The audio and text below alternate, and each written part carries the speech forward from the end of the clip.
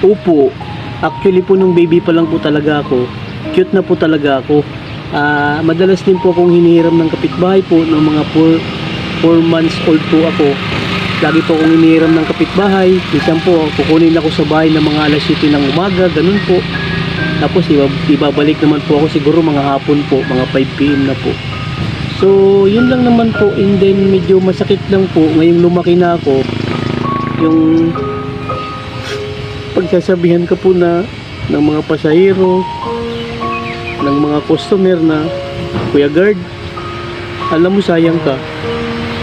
Pre, ako po bilang naka-uniforme, medyo masakit din po yung pagsasabihan ka ng, Kuya Guard, alam mo sayang ka, ang gwapo mo pa naman, dapat nag-model ka na lang. Siyempre po minsan nagugulat din po ako sa mga ganong comment po sa akin. Siyempre, porkit po ba may itsura ka na, bawal ka na mag-guard?